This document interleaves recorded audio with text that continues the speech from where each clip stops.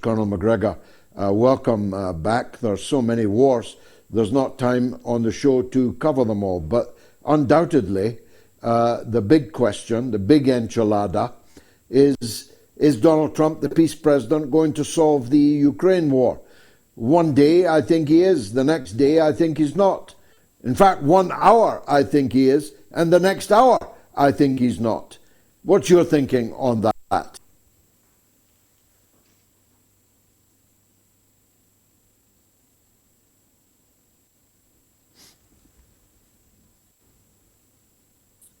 Now, George, it's good to see you. I'm glad that you're walking free on the streets of Great Britain. I don't think that President Trump is in a position to solve very much of anything. Now, we can talk about some of the constraints on him, but I think what we saw happen with the trip to Budapest was he was surrounded by various people, donors, donors, representatives, people on the Hill, making it clear that they don't want an agreement with President Putin unless it involves Russia's unilateral surrender and humiliation. And so I think President Trump decided it's better to have no agreement than a bad one, and so he stayed home. It's that simple. This is the anniversary, on this day, in fact, of 1962, of the Cuban Missile Crisis. I was opining in my monologue about how afraid we all were of nuclear war at that point, averted only by the wisdom of the two concerned. If they'd listened, with all respect to your profession, to the American generals, we wouldn't be talking here now. We might have had World War III. But Kennedy was level-headed and knew that if he had followed the advice of his generals, that it would lead to nuclear war. And I just don't think that people appreciate how close we are to nuclear war today. The British just landed Storm Shadow missiles deep inside Russia. Russia is now within its rights to retaliate against Britain, which is itself a nuclear power, and which is itself a part of a bigger nuclear alliance. These are very, very dangerous times, Colonel. Oh, they are. There's no question about it. The problem in the West is very simple. We have absolutely, continually, grossly underestimated Russian military power. We have ignored anything that the Russian leadership has said for at least 2 decades. Whenever they have made a plea for understanding their position vis-a-vis NATO, why they did not want NATO on their borders, why they would react strongly against such action, we simply refuse to listen.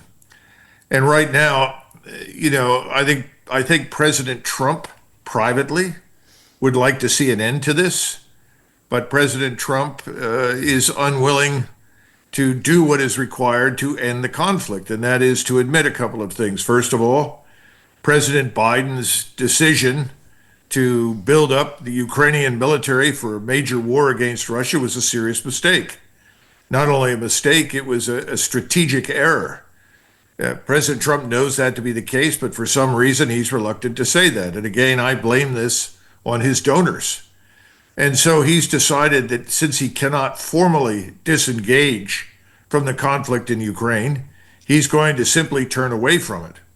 The problem is he cannot abdicate his responsibility as the leader of NATO to the Europeans because of what you have just described. The leadership in London, in Paris, in Berlin, and I would argue Warsaw, is irresponsible. They don't know what they're doing. They're playing a very dangerous game. They are pushing harder than ever against the Russians. It is only President Putin's determination to avoid a war with NATO and the United States that keeps it from growing much worse. Now, I don't know what the future holds, but I think that President Trump, as I said, would like to turn away from it and focus elsewhere, primarily the Middle East, where I think he believes the ceasefire is meaningful. I think it's an illusion, and nothing has fundamentally changed in the Middle East. But he believes that for the moment. And at the same time, he's turning his attention to Venezuela, thinking that he can simply ignore what happens in Eastern Europe. I don't think he can. And I agree with you. What the British have just done, which is not new, they've done these things in the past, is very, very dangerous. But again, Putin is the adult in the room. The people in London, Paris, and Berlin and Warsaw cannot be characterized as adults because if they were, they would not do these things. It makes no sense. But if we can only do these things based on, and this is the conundrum that you're describing, it's only the guarantee that makes NATO meaningful at all. Britain has no army, has no navy. Its navy is stuck together by glue, and its army, if you take out all the clerks and haters and medics and the rest, would be scarcely over 40,000 strong. The same with the armies on the European mainland. They cannot go to war with Russia and can only threaten war with Russia on the premise the United States would have to. Trump, I agree with you. I think Trump wants this war to end. The barking chihuahuas and poodles and dachshunds in Europe very definitely don't. But if Trump doesn't break with them and put his foot down, this is going to go on and potentially get worse and worse, isn't it? I agree with you, unless you remove the people who are governing in London, Paris, and Berlin in particular. And I think it's reaching the point in all three countries where the population genuinely needs to do that. They need to demand change in government. Now, in the meantime, sadly, I think President Trump is demonstrating that he is very much a politician, contrary to what he wants everybody to think, because he wants to be a little bit pregnant. He doesn't really want to bring the child to fruition and take responsibility for it, but he'd like to be pregnant. In other words, he wants to be popular with everyone, he wants to get along with everyone, and he doesn't understand exactly what you described. He is the de facto leader of NATO. And if they want to break with him by insisting on carrying on this war, then he should put them in that position. Because there's no reason for us to keep 100,000 U.S. troops from Lithuania to Romania sitting around, training from time to time, eating lots of food and costing lots of money. They are not going to march into Ukraine. They are not going to fight Russia. That's quite clear. So he ought to get them out and bring them home and be done with it. But he's reluctant to take that decision. And remember, again, he's not someone who studies the issues. He doesn't really understand the roots of the war in Ukraine. I don't think he really cares. I think he thinks it's a bad thing and would like to end it. But unless you understand why it happened to begin with, how can you end it in a way that makes sense? The Russians want to settle this thing. They want a new security arrangement for Europe. It makes infinite sense. We should have had that 20, 30 years ago. But instead of pressing ahead with that, he's backed away. You can't do that, but that's exactly what he's done. It's like having no one in the locomotive, and the locomotive is headed down the tracks at high speed. It's not a good answer. What's the reason for these people that crowded round Trump and let it be known in no uncertain terms that they did not want peace? Is it, as Tucker Carlson has been saying, that this has been a money laundering operation, that not just the military-industrial complex, but the politicians themselves have enriched themselves with corrupt practices with all these billions, tens, scores of billions of dollars washing around unaudited? The great Lou Dobbs once said that America has the best government money can buy. And I think we know that to be the case. We're currently governed by a collection of billionaires. You could call them oligarchs, whatever you like. And President Trump has demonstrated routinely since he took office that his administration is, quote unquote, a very transactional administration. You would like to be the ambassador to Lower Slobovia, pay your $2 million to me, and you get to be the ambassador to Lower Slobovia. Tell me what you want, and if you pay enough money, I'll see to it that you get it. That's effectively what's been going on. And these billionaires are the same ones that want to subjugate the Middle East. They want to create Israeli hegemony backed by U.S. military power all over the region. They want the same thing in Ukraine. They want to destroy Russia. Why these people are committed to these things would take us an hour to explore. But the point is, the same people pushing these bad wars and bad policies are at work in Venezuela. They're at work in the Middle East. They're at work in Eastern Europe. There's no easy way to get around it. And President Trump's problem is he owes his position in the White House to these people. Yeah, but he is there and he can't run again. So, eaten bread is soon forgotten, as the Irish say. It's a bit of a puzzle that he's not more interested in what his legacy will be. I mean, if you could leave office as the guy who halted the potential for World War III in Europe, that would be a very considerable feather in your cap. But he is preeminently concerned about optics, the way things look. And he believes that if he states it, it's true. If he tells someone to do something, he believes they're off and doing it. My experience with him was that he doesn't realize that simply because he tells somebody to do something, they may or may not do it. And if they don't do it, he doesn't hold anybody accountable. There's no price to be paid. You can't run a government that way. You can't run anything that way. Where there is no accountability, there's no performance. He doesn't seem to understand that. But he wants to feel good. He likes others around him to feel good. His favorite thing is to be on permanent campaign. He loves to talk to large audiences and interact with them. What he doesn't like to do is sit down, listen to a detailed briefing of some importance. Now, there is some good news. It looks like he was briefed on the Tomahawk, its limitations, the small numbers available, the problems with it. And he finally decided, well, perhaps I shouldn't press ahead with that. Everybody thinks it's because President Putin told him that this would sour Russian-American relations, and it was viewed in Moscow as an escalation in the conflict, and they would have to respond. But I don't think that was it. I think he was rather surprised when he discovered we don't have that many, and the ones that we have are only available to be launched from the ground for the Ukrainians. And if we do that, we have to put our soldiers, our personnel, if you will, on the ground, executing the mission, planning it, and so forth. I think he finally decided this is a bad idea. Well, that's a good thing. I'm damn glad he decided that because it was a very stupid idea. But that's not enough. And when President Putin talks to him, President Putin likes to think of him as the leader of NATO. And he's very frustrated because he can't do that, because there's no evidence that President Trump will put his foot down. Just as there's very little evidence that he's going to do anything to restrain Mr. Netanyahu, we don't see much evidence he's going to restrain Starmer or Macron or Merz. But he should, given his position. But he doesn't do it.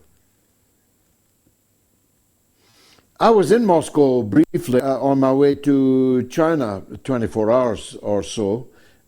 There's a lot of what you might call Trump-supporting Americans there, a considerable number, in fact. I won't embarrass them by adumbrating, but the signs are that Trump really does want to improve relations with Russia. It's perfectly possible to imagine sanctions on Russia being lifted in America before anywhere else. It's perfectly possible to imagine RT being back on the air in America while still being banned in Europe. These are strange times, Colonel. Listen, George, President Trump wanted to normalize relations with Russia. He sent a team to Saudi Arabia shortly after he was elected, and they had good meetings in Saudi Arabia. The opportunity to normalize relations with Russia is there. Now, I don't know how much longer that's going to last if things get worse in Ukraine, which I'm afraid at this point they may. So I agree with you 100%. The problem for President Trump is this. He was elected preeminently to restore economic productivity and prosperity at home in the United States. That's what everyone that voted for him wants. That hasn't changed. No one voted for an invasion of Venezuela. No one voted for extending the war in Ukraine. And no one is interested in fighting Israel's war of conquest in the Middle East. That's all nonsense. So where is the disconnect? The disconnect is back to where we started. Money.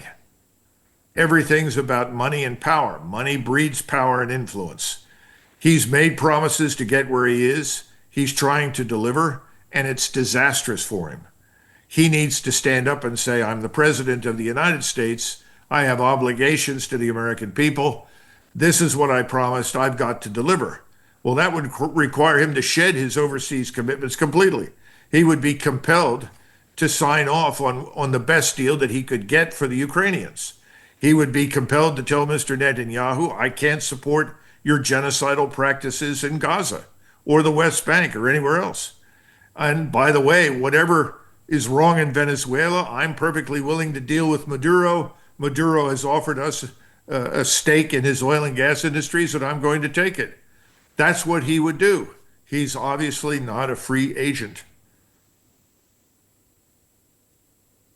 Let's talk about some of these other theaters then, Colonel. We know that the Holy Land is a place of miracles, but it would be the mother of all miracles if Jared Kushner, the property developer, was able to deliver us from a conflict that has lasted now for 77 years, a conflict in which the American and British, for that matter, political systems have become deeply corrupted by one side's lobby. It would be a miracle if Tony Blair, as Governor General of Gaza, it would be a miracle if Blair was able to deliver peace, certainly peace with justice. I might be, I wasn't ever at a university. I left school at 16 to work in a factory. It might just be beyond me or above me, but I honestly cannot see where they think this is going. It's not going to solve the problem. The Palestinians are still there. Their rights, their legal demands are still extant and now unsatisfiable. So how does all this end up with peace? It doesn't. And that's my bottom line. I think the truth is as following. When this is over, you will have either Palestine or Israel, but you won't have both. And I've spent time in Israel. I actually like the Israelis personally. I thought very highly of their senior military leaders, but they've made it very clear that the only outcome that is acceptable to them is for Israel to grow larger and stronger at the expense of the Palestinians, their homes, and their position inside Israel. They have reasons that are demographic and reasons of strategy. The Israeli state believes that they are most secure when the rest of the region is balkanized, when it is divided and people are killing each other. They like that because they translate that into security for Israel. I see no evidence for that mentality changing. And I think people have to understand that I think still, even at this point, at least 80% of the Israeli population supports that. They may not like Mr. Netanyahu. I don't know of anybody who does. But that doesn't make any difference. He's viewed as a man of intelligence, as a man who is ruthless enough to make all of this happen. And we are regarded as the subordinate vassal of Greater Israel. And they expect us to support them regardless of whatever they do. Thus far, that's exactly what we've done. Well, I watched a video of Ted Cruz today. Of where else would he be? In Israel.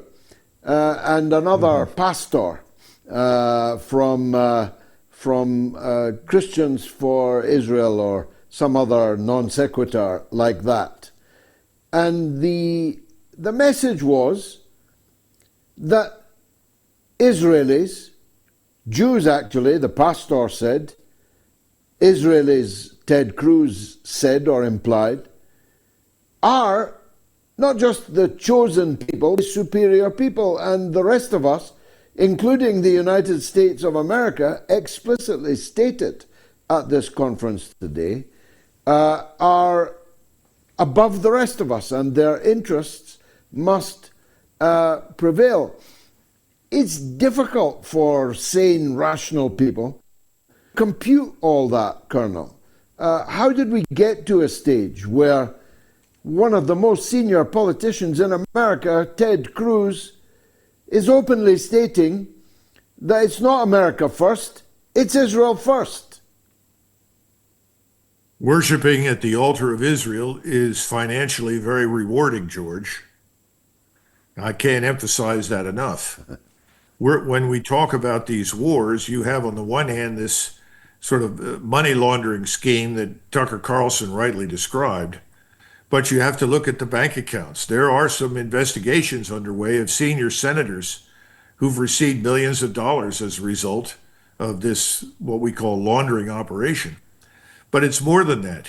If you're a senior officer in the military and you're a strident advocate for Israel and whatever it wants, which amounts to perpetual conflict with its neighbors in the region to establish their hegemony, when you retire, you are rewarded by membership in financial firms in New York City, by joining boards of directors in banks, by being appointed officers in the defense industries, by becoming enshrined as a notable personality or expert in one of the so-called think tanks in Washington. And all the think tanks are owned by the same people. They're not think tanks, they're advocacy tanks. But the point is that everyone has figured out, if you want to get rich and you want to be rewarded, be on the right side. And so that's why there is no shortage of people willing to step forward and do this. The danger for someone like President Trump is that there is an inexhaustible supply of sycophantic generals who will tell him whatever he wants to hear because it's financially rewarding to do so. The problem is, at some point, it's going to become militarily disastrous and strategically catastrophic for us. When that happens is anybody's guess, but I think we're closer to it now, as you mentioned at the outset, than perhaps we have been in decades.